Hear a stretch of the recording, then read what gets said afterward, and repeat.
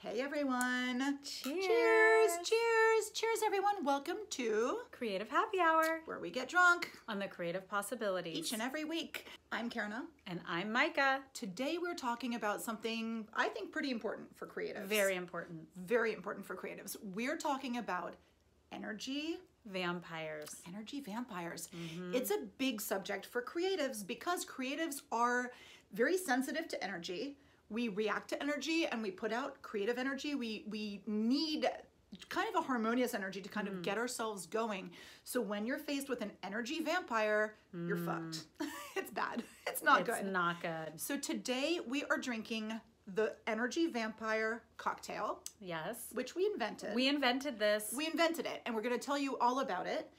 And after that, we're going to tell you what is an energy vampire and what do you do when you're confronted with an energy vampire. How do you recognize one? How do you recognize an energy vampire? And worst of all, what if you become an energy vampire? Yeah, that's a bad one.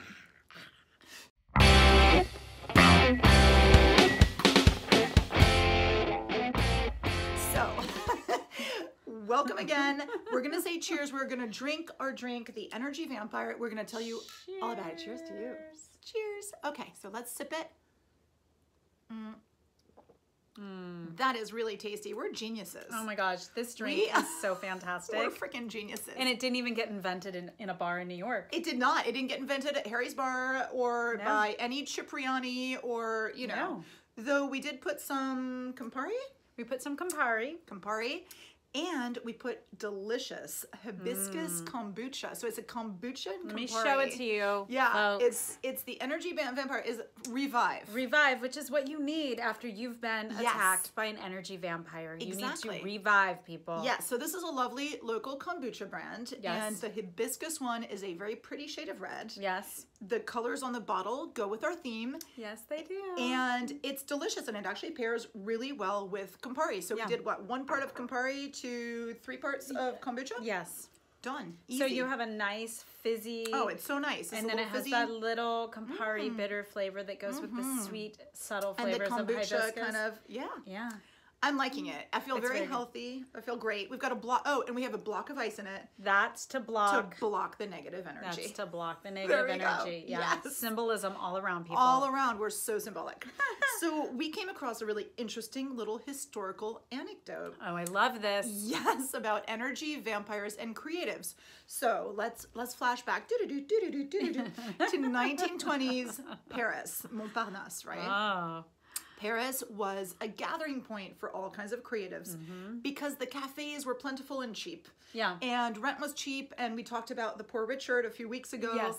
It was a place for the starving artist, romantic ideal, and some not so starving artists. Yes, they could hang out and make art. Absolutely. So amongst those artists were Modigliani was there.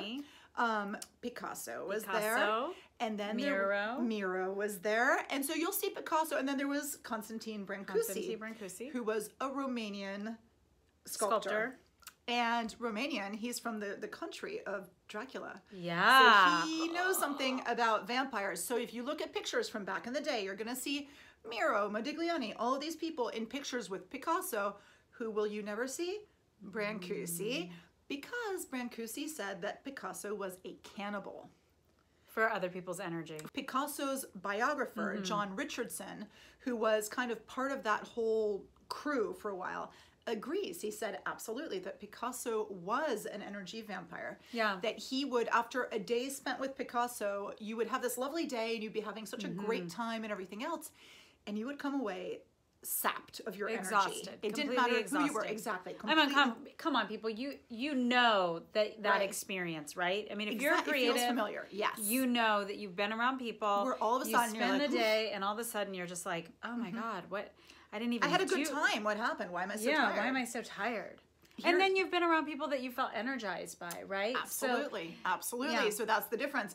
But here's the really interesting part about Picasso is that he would drain everyone. And what would he do?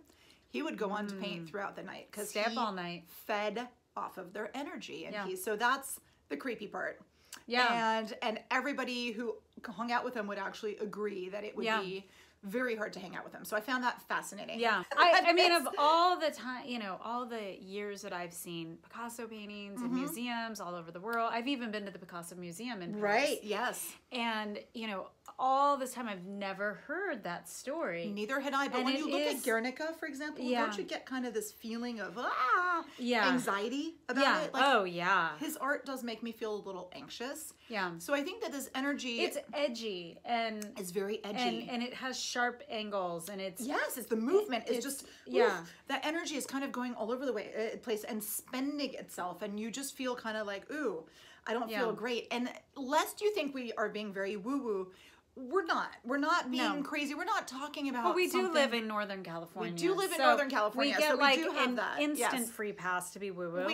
We do. However, we're not saying that these people are supernatural beings. We're not saying energy vampires are like you and me, and that's what we're trying to say. We're saying take the power away from the energy vampire, and so that you can then go on to be creative and that you can go on to be positive. So we're going to tell you guys more about it. The energy stuff is, I mean, if you think about it, your nervous system, it runs on energy. Exactly. And all your nervous system is sodium and potassium ions, which is a battery. It's an electrical. You're a battery. Yeah, you're a battery. So you're going to have exchanges of energy. Absolutely. And energy is life, and creativity is taking the energy and making it into something. So it is a life force. Yeah. So this is something that's crucial, and we really think it's an important question. And we've all had, like you were saying before, we've all had that experience of being around somebody where all of a sudden, we might as well start with that. How do you identify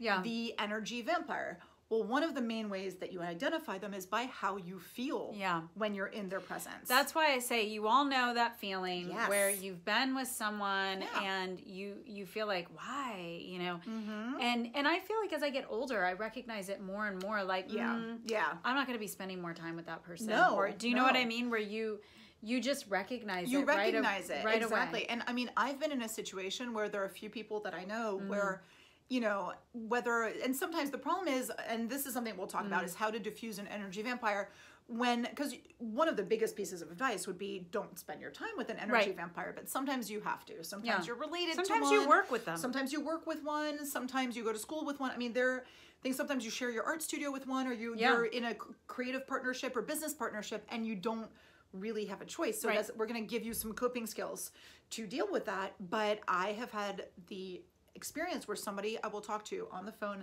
and I will literally spike a fever. Oh, totally. And, I'll like nod. I won't be able to keep my eyes open. I'll start nodding off. Mm-hmm. I've had other things where if I know I'm getting Or you start yawning and you're like, what? Yeah. What? I just got up. I've had like 6 gallons of coffee. Yes. And actually I do have a friend where like I'll yawn a lot around her, and I feel like I don't know what it is. It's like I feel like there's no like it's perfectly pleasant. Someone's sucking the oxygen out of the room. Totally, and you can feel it. Yeah, and sometimes there's some people where I know if I'm getting a little bit sick, I have to hang up the phone with them because I'm gonna get fully sick. Yeah. And that's dangerous. Other things that people have talked about is feeling like they can't breathe. You talked about sucking the energy out, the oxygen almost out of the room, not feeling like you can breathe, or having a stomach ache. Yeah, feeling sick or getting a spontaneous headache. Headache is a big one. Yeah. Cold sweat. Sometimes also you have bad dreams about this person. You'll have nightmares about this person, and this has happened to me, and you're like, am I crazy? What is going on? Yeah. But that is the thing. That's why it's so important, because I have this happen to me, I'm pretty good now. I work with patients, so I see patients all day. You are in contact with a lot of people. And so I'm in contact with people in these really intimate settings. Yes. And I can tell right away where I have a hard time talking to the person because I feel like I'm walking through a vat of peanut butter, where I'm just like, everything slows down and you're just like, oh my God, what is going on? And you just try to limit your interaction. Totally. And that's the other thing is that you have to protect a hard time. Your own. Yes, and we're going to talk about learning how to do that. How to shield yourself. Yeah, we're going to talk about that in a second. And then, so we'll just finish with the little symptoms, which is, so the dreams, there's also, sometimes you feel a feeling of guilt. Like when you're talking with this person, you automatically start to feel guilt or feeling like you have a hard time communicating with them. Yeah. And so that's, all of those are bad signs, obviously. Yeah. But again, this doesn't, sometimes, yes, it means you need to shield yourself and not speak to that person, but sometimes maybe they're feeding off of something in you too. So that's what we're going to kind of conclude with at the end, is what if you're also an energy vampire, but you know, oh my God. Right? I'm sure we all have been at certain times in our life. Absolutely. And we will, and we will discuss all of that. But so let's talk about, okay, so here's an interesting thing also. Energy vampires tend to try to attack you in a part of your life where you are succeeding. And so that's the problem is, and so like if you're a creative, they're going to attack you on your art. Right. I was talking to somebody else about people who feel like energy vampires to her, and she was talking about in motherhood. How, you know, if you had the experience when you just announced to somebody like, oh, I'm pregnant, and they're like, better not announce that because, you know, you might lose the baby. You're like, holy fuck. And that is a typical energy vampire type of thing where they're like, oh, something where you're succeeding. Let me knock you off that. Exactly. So if you've got somebody who consistently makes you feel bad about your art or consistently kind of goes after those things where you think you're succeeding, and work is another one of those elements, you know, that's a pretty good, you know, it's a clue that they're. It's a clue that something's not right. Exactly. And they're feeding off your energy. Right. And so that's the interesting thing too, and we're going to talk about that, is that when you have an energy vampire, like again, keeping in mind that they are a person, they are not a monster, they're not actually Dracula. You know, and they often don't realize that they're doing it. You know, they really are depleted, either emotional, spiritually, psychologically, physically. I mean, there's a lot of like really unhealthy people. Yes. You know, oftentimes, I mean, you've been through, I mean, I've been through times where I've not been as healthy as I could be. So you're exactly right. And you feel that, like, you know, you feel your energy is low. Yes. And then you're seeking out. Yes. That's exactly ways right. To get energy. Exactly. So what causes this whole energy vampire thing is it's an imbalance in your energy. So when your energy is low, you are at risk of kind of becoming you become more vulnerable. You become very vulnerable because you're looking for energy. You're looking to feed off of something. And so either that's going to be, you know, nutritious, you know, food and drink, or it's going to be somebody else's energy. And that's kind of a more direct route. When you see somebody who's succeeding, you're like, ooh, easy, let me go, you know, feed off of that. Right. And it's quite interesting. And I mean, you had in ancient times, you had the figure of the succubus. You know, have you seen those illustrations? The succubus is like this super creepy woman who kind of like crawls onto you when you're sleeping, kind of like sucks out your life force. And they even had a South Park episode about the succubus, that this guy was married to the succubus and that she was like this crazy woman. And I'm just like, I have met people like that. And boys, just one more thing. I'm going to marry Chef tomorrow. And there's not a goddamn thing you can do about it! No! Toodaloo. Yeah. You know, it's like you're married to a succubus. Run yeah, away, they're run around. Away. They're around. Around, though. It's a figure for a reason. Well, and I do think that as creatives, I mean, you know, like I said, our nervous systems are more sensitive. That's what makes us very tuned into being creative, and we're right? empaths. Like many of us are empaths, and that's the thing where you're like, oh. Highly sensitive, highly intuitive. And you're vibrating on a frequency that's kind of intense, and so that's what happens. So people get attracted to us. Yes, that too. That's exactly right. You're more of a victim for the energy vampire because you're seen as somebody who is kind of creating stuff. You're letting this energy out. So somebody's gonna be like, this is it. This is my source. And it's really scary, you know? So that's something terrible. But so this is kind of interesting. So we said how you were right about depleted energy, but other reasons for somebody to be an energy vampire would be people who've had like a difficult past.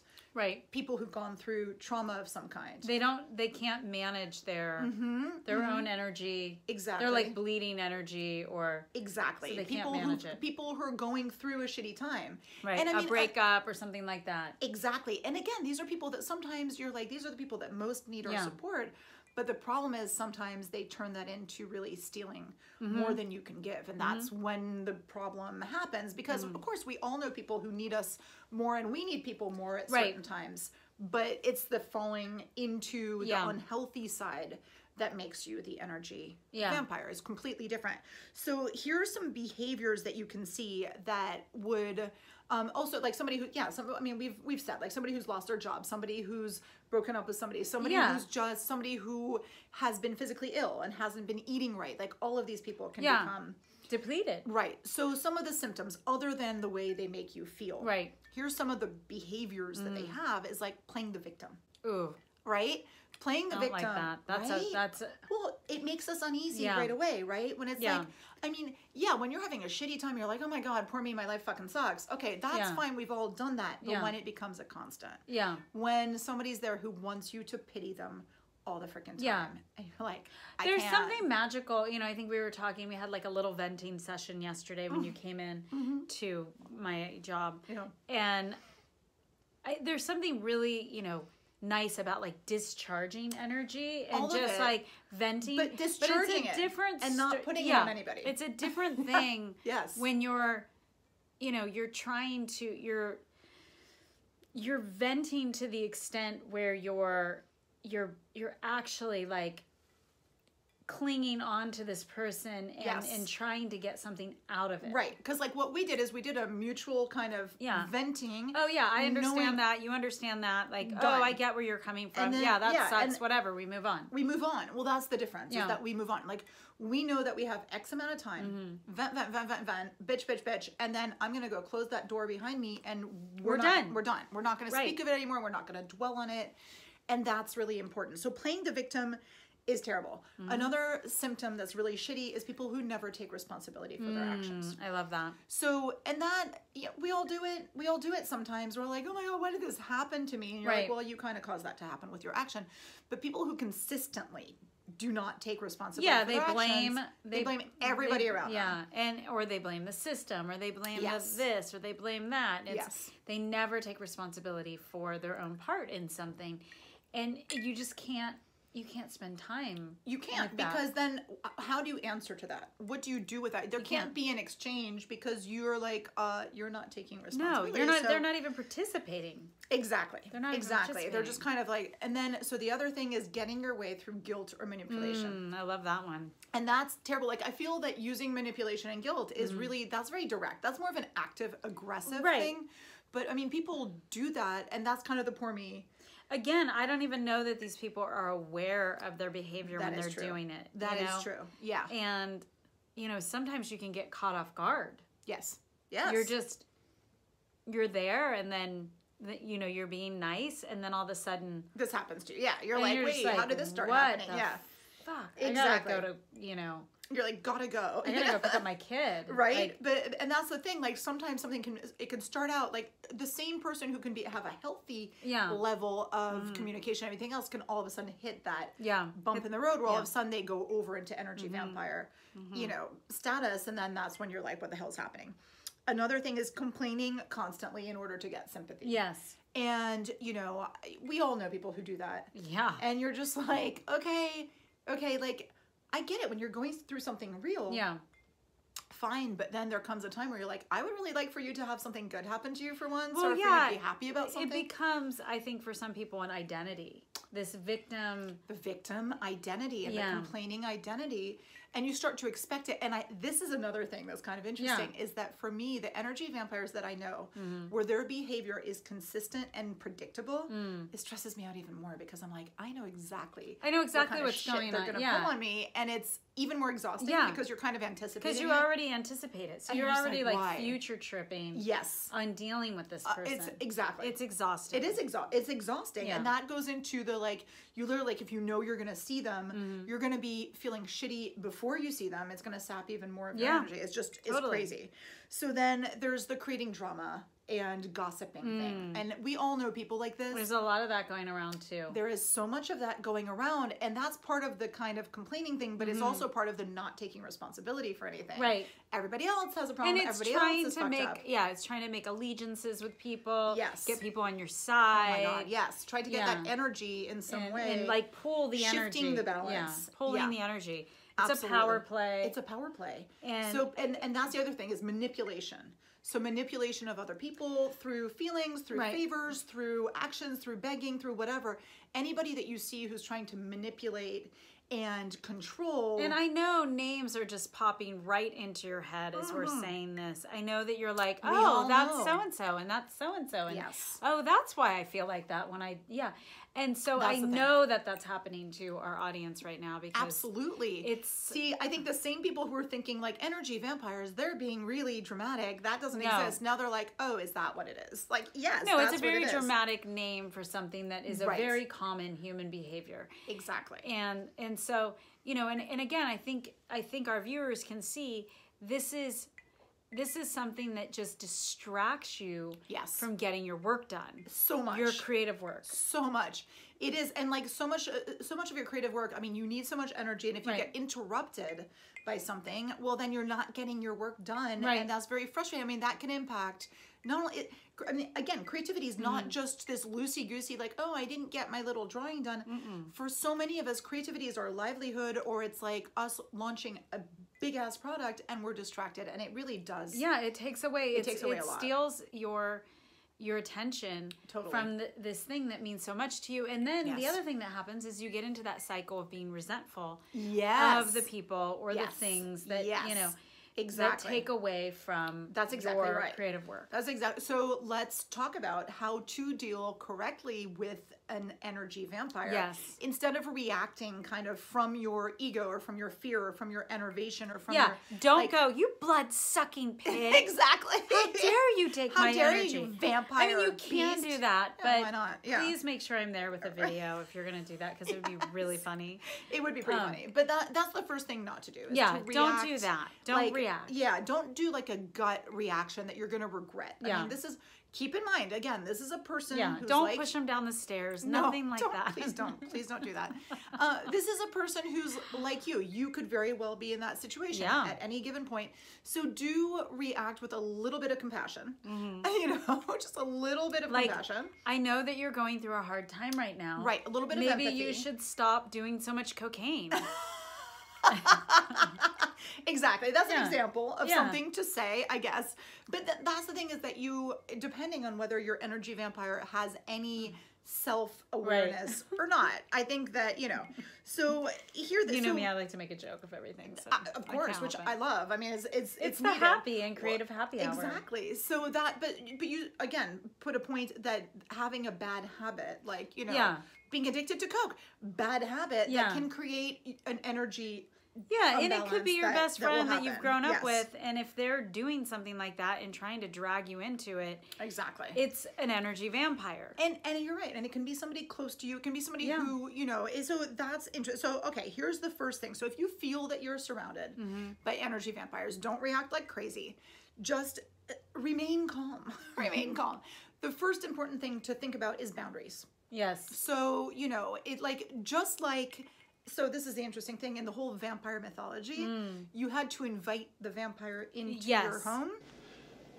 Well, you're the man of the house, and I'm not coming in until you invite me. You're invited. Thanks very much. Don't invite the vampire in. And we're not saying don't ever let them come to your house, but maybe. Yeah, you don't give people permission to cross your boundaries. Exactly. You know, so I recently had someone kind of pull me aside. It was a work thing. They pulled me aside and they were trying to get me involved in a ongoing drama. And I basically just said, I don't, you know, I'm sorry that that's happening to you. Which was really nice. Very empathetic. I am sorry that it's happening to her. I was like, but it doesn't have anything to do with me. Totally. So it's not my story. It's not my narrative. I'm not involved, and I have no interest in being involved. So don't get me involved. Perfect. End of story. And I walked away, and she was like, "Huh? Perfect. Yeah." So you blocked that energy. I blocked it right there. You were not rude. No. And that's important too. So don't be rude to your energy vampire as much as you feel like being rude to them sometimes. Really try to prevent yourself from being rude. I had somebody who was doing something to me the other day where she was trying to ridicule me by asking stupid questions about what I was doing. That. Always fun, always fun. And I just was very polite, and I was just like, oh, I'm sorry. And I kind of turned it around to, I'm so sorry you don't understand. Let me try to make you understand by explaining it in a very simple way. And so she ended up, so either one of two things. Either she was like, I feel so stupid at this point that I'm going to just stop. Jump off the bridge. Or she's like, I was being an asshole. I'm pretty guessing that she probably thought I was being an asshole right back, but I wasn't. I was being very polite. Yeah. So that's important, is to remain, polite. It is. Then, and I mentioned... I mean, you guys have all seen vampire movies. Yes. You don't want to provoke a vampire. Do not ever provoke a vampire. Exactly. Yeah, you don't provoke a vampire. And this is what's so interesting about the vampire movies. I really do think that the whole genre does address the energy vampire thing in a very dramatic way. So it's kind of awesome. You've got your crucifix, like things to create a boundary between you and the vampire, and not letting them in and not provoking them and kind of, doing all of these things. So the other thing is definitely be compassionate, because a lot of energy vampires don't realize what they're doing. So either you gently let them see what they're doing, but often they need to see it themselves, right? But definitely don't be like, hey, asshole, just a little compassion is important, because usually this comes from a place, it's not fun to be in an energy vampire situation. No, it's not fun to be a depleted corpse. Exactly. And often the energy vampire might be another creative, somebody else. And imagine how you would feel if you weren't able to produce anything because you're so busy trying to suck it all in. Yeah. Picasso is kind of a different thing, where he very directly was like, I see that I need energy. Let me suck it out of these people joyfully, and then I'm going to work off of it all night. Yeah. So he kind of made it work for himself. Yeah. It doesn't often happen that way. So that's kind of interesting. So then the other thing is distance yourself from that person. So that just distancing yourself without being rude, but just being like, oh, I'm so sorry. I'm busy. I'm very busy. For the rest of my life. Right. But like, you won't tell them that in real life. You'll just say, I'm very busy today. I'm so sorry. Distance, you can, I mean, not block them so they can know that you did, but on social media, you can do so that you don't see their updates, because often we're just like, oh God, this fucking person again. And again, you know who these people are. Oh my God, you can maybe have coffee with this person every once in a while, but iffy. But you know those people where, and I have people like this that I've known for years, and and I know that it's like I don't completely like block them out of my life. Right. But I don't see them very often on purpose. And if I do, I limit the amount of time. I'm very strategic about that. So you're strategic. So you not only limit the amount of time, but also meet in a public place. Yeah. Always good. And so this is something where it was much more, a little bit superstitious, but they say meet in groups of 3. So get backup. Basically get backup. And that group of 3 is going to kind of create an energy thing where they can't quite attack you quite so directly. So that's kind of interesting as well. Well, it's kind of like when I go to visit my family in Ohio. Right. Because I know it's an energy vampire. Family often is. Yeah. I make rules, like you don't stay more than a week. Yes. You stay in a hotel. You when you know that you're dealing with that, you create circumstances that protect you from that exchange. Yes. And the other thing that can protect you is kind of, and this again is going to be a little bit more woo-woo, but have a positive mantra, something that you can repeat to remind yourself of what your values are. Yeah, keep the and what's light. important to you. Yeah, keep the light. Look to the light. The vampire thing, the sunlight kind of creates... That is shedding light on the situation can sometimes diffuse an energy vampire situation. But if you remain positive and grounded with your eye on what is important to you, instead of kind of cycling into what is important to them, because that's what they're trying to make you do, that's going to be major as well. So I think that that's really important. Also, they're saying wear a protective talisman, which I thought was kind of funny. Yeah. But you know what? Honestly, sometimes that makes you feel better. It does. And it also makes, it's a conscious way of symbolically reminding yourself, you know what? I've made a commitment to myself to protect myself from this energy vampire, and that the talisman, it's important. It's like, it's not just the superstitious thing of this is magical, it's going to help me. It is the reminder. It's a tactile reminder of like, I'm going to hold this with me, and it's going to remind me that I've chosen another way. Exactly. So I think participate in an energy vampire relationship. Absolutely. And so then another interesting thing to see this kind of in a, kind of holistic manner is to view this as kind of a lesson for yourself as well. Like how you deal with this person is going to tell you a lot about yourself, and you're going to learn something from it. Sometimes it's a frustrating lesson, but I think that that's kind of important to be like, okay, instead of just freaking out and, rejecting everything, like how does this make me feel, and what can I learn from this? I think that's important. And then this is also an interesting thing, is that often the vampire feeds off of you, and when you have something positive happening to you, they want it. They want it. They want it. They want to take from you, and they want to sap you more. So don't share details of your life with a vampire. Oh, I like that. That's very good advice. That's a really important one. And so I have a friend who's like, oh, well, I don't tell my energy vampire when something good happens to me. I don't tell her when I'm going to go on vacation. I don't tell her when I've had a success professionally or personally, or if my kids are doing well. Like, I don't tell her. And I had somebody tell me, a psychic had told me, and I love this psychic chick, I don't care. I'd gone to, and she's like, don't tell people when you have a big success because they're jealous and they try to sap it from you. Yeah. And I was like, that's kind of negative. And then I thought about it. I was like, oh, you know. She's right. She has a little point. Just protect yourself a little bit. And, you know, and that's just a good life lesson in general. You don't need to sit there and gloat about anything positive. Well, yeah, I mean, this other workspace that I was in, you know, I really did just keep everything very superficial. Oh, totally. I never talked about beautiful, my cocktail party conversation. Yeah, just very superficial because I was protecting myself. Totally. You're like, how's the weather? Great, fantastic. Yeah, everything's good. Also, and I think conversely, don't tell them anything horrible is happening to you, because they're just going to try to like drive you lower. It was just everything was very like middle of the road. Exactly. That's normal. It's a great lesson. It is, and it's fine. I mean, sometimes it's fine. It's fine. It doesn't matter, Mary Maddox. Yeah.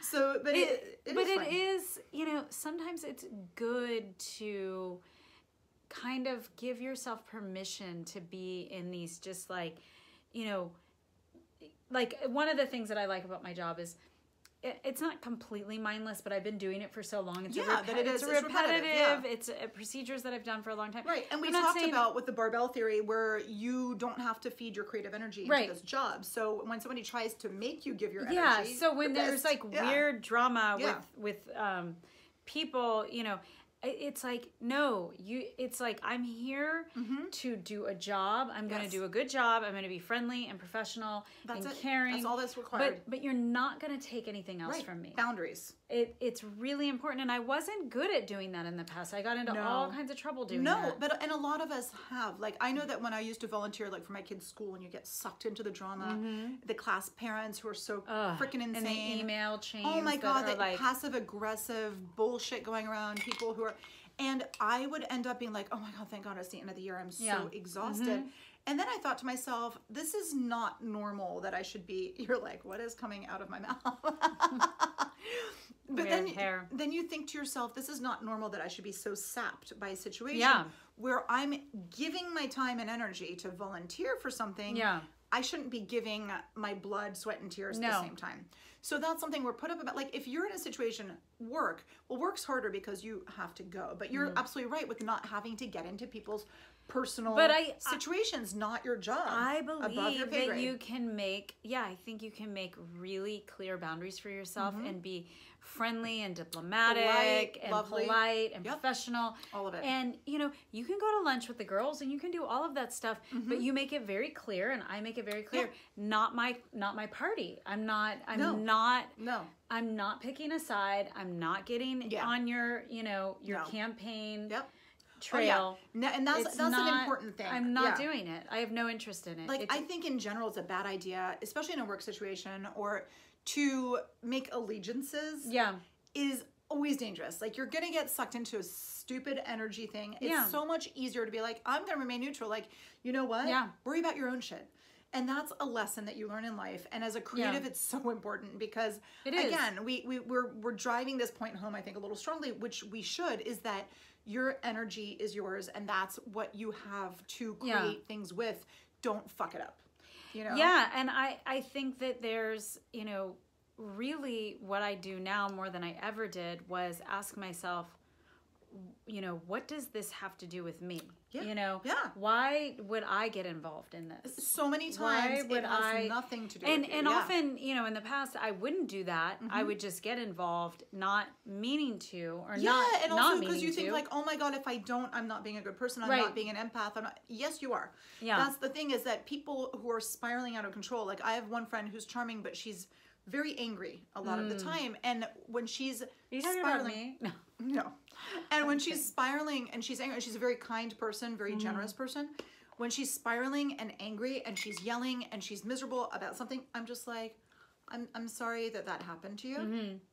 And I will never weigh in, ever. Right. And then eventually she'll be like, I'm sorry, I'm always so negative, I'm always screaming. I'm like, maybe you should work on that. Yeah. And that's it, like super calm all the time. So now she's like, I like being with you because I'm like, yeah, sure you do. Well, because you hold her to a higher standard. Yeah, but also but I hold her, like, I don't know if she You don't buy into it. I don't buy into it. So I don't know as an energy vampire if she feels that, because she doesn't sap me because I refuse to be sapped by her, but I think she saps others and she feels sapped by others. So it's very interesting, you know, because a lot of energy vampires hang out. The reason they are an energy vampire is because they've hung out with too many. Yeah. And they have gotten sucked into it. And that's why now their energy is imbalanced. So I think that that's kind of an interesting, you know, it's an interesting thing. It is. But here's the thing too. I was mentioning how my friend is like, nah, and she's raging, and don't try to, she's always like, what should I do? Give me advice. Yeah. Help me. Don't try to help them because they need to help themselves. And if they can't or won't help themselves at that point, you're going to be giving, and you're going to exhaust yourself. You're never going to feed the monster. Never. The monster is insatiable. Yeah, like the person who's always asking you for advice, like your girlfriend who's always breaking up with somebody and who's like, what should I do? And she never does what you tell her to do. Yeah. Fuck that. Like every time you tell her something and she doesn't do it, you're like, why do you ask? Why do you even ask? And it's exhausting to you. So it's like, forget it. I don't want to give any more advice to the people that I know will not take it. And so many times people have said, like, why won't you give me advice when I'm like, because I know you won't take it. Why will I even, you know, it's over. We've been there before. We've been there. We've been there before once in a while.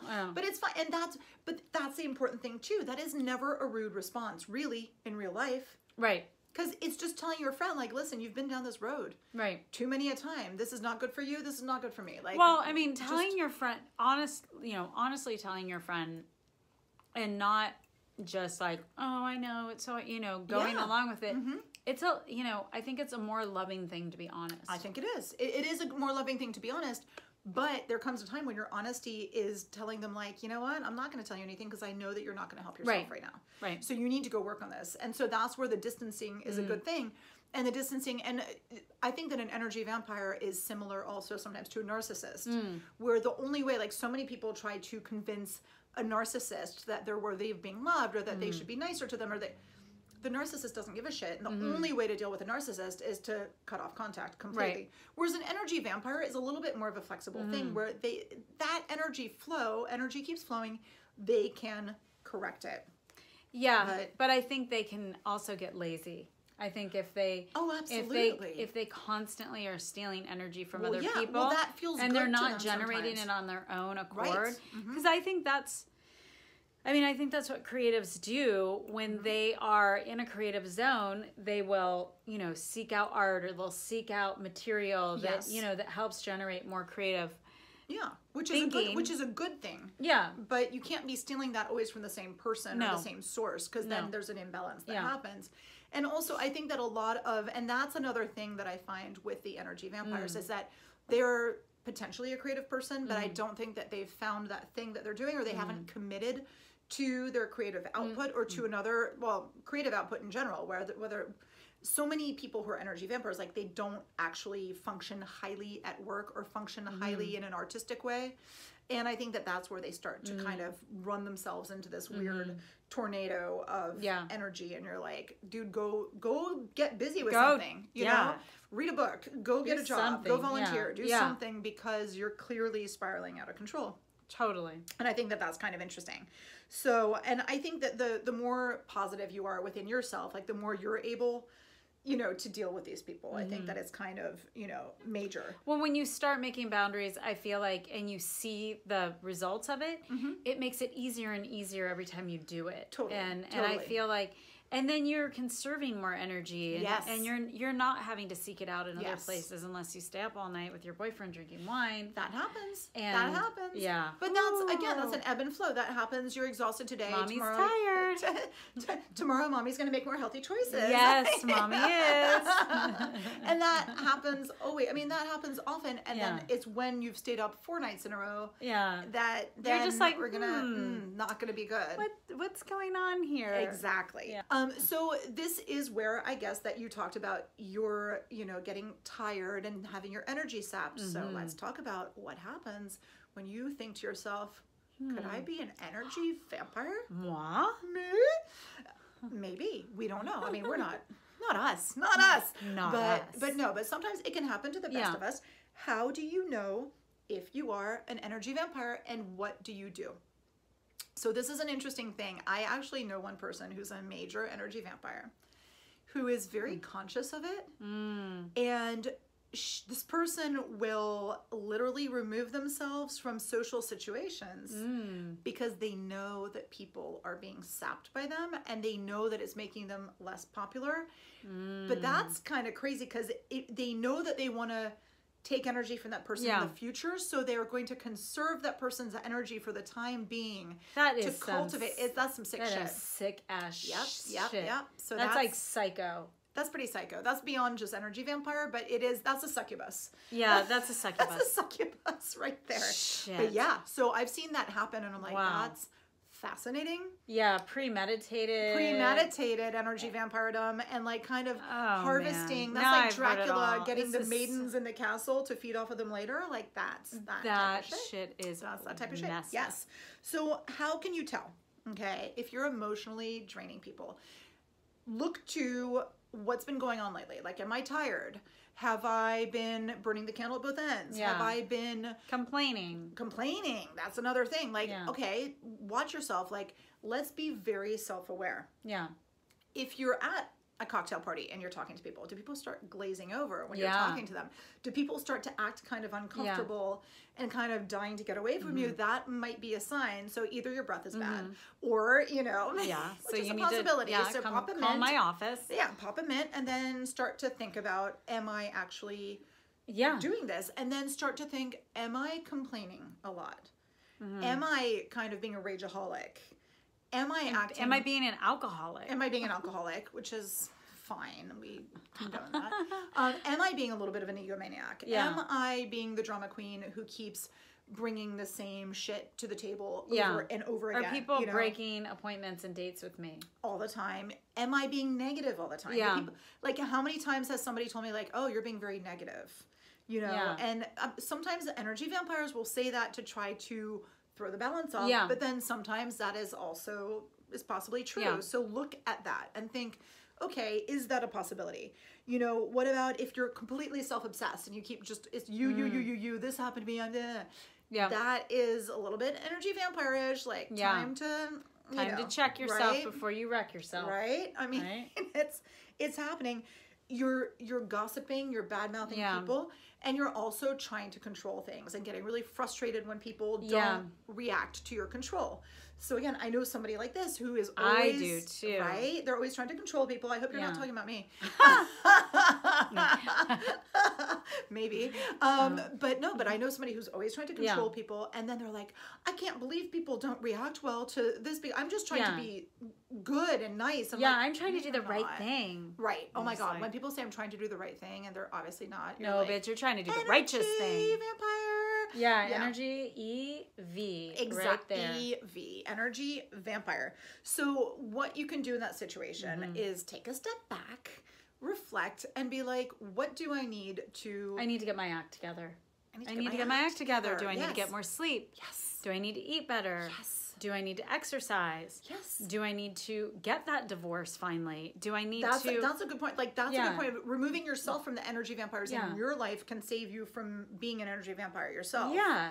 You know? Do I need to manage my money better so I feel better? You know, there's all these little things. Get balance. Get some balance. Get some, you know, take back some of your own power. Take responsibility for your behaviors. Totally. And also maybe disconnect from social media. Stop comparing yourself and start actually doing things that are real and true. And meaningful. Doing things that are meaningful, I think, is like that garlic clove or the crucifix against that. If you're doing something meaningful and you're talking about your truth, I think that's where that whole energy thing, it doesn't Yeah, it's mean anecdotal too. I mean, not Total. anecdotal, but it's an antidote. Yeah, it's like an antidote. There's also I watched some videos. Dr. Orloff has written some books. Forget her first name. I read a bunch of her stuff in the emotional psychology. energy, vampire, and I mean, there's lots of people that write about it, but she's kind of the main. She's a big. When I was doing the research, and when you were, no doubt, you came across a bunch of her stuff. Yeah, I mean, I think if you feel like this is something more prevalent in your life, I mean, clearly we're not energy vampire doctors. No, and we're not energy healers. Yeah, and we're not gonna experts. We're experts in alcohol. I mean, we are kind of like witches. We are like witches. But I mean, I think if you want to go deeper into the topic, there's all kinds of people that are writing books about this because it's a it's a problem. It's a problem, and it's really important. It's just so important. But here's the good thing: it's like we've made it sound very bleak and dark. But I hope that what came out of this conversation is that as a creative, okay, you are more sensitive, but you're also much more capable and more in tune with your energy. You're more capable of having your creative energy go to a good thing. Yeah.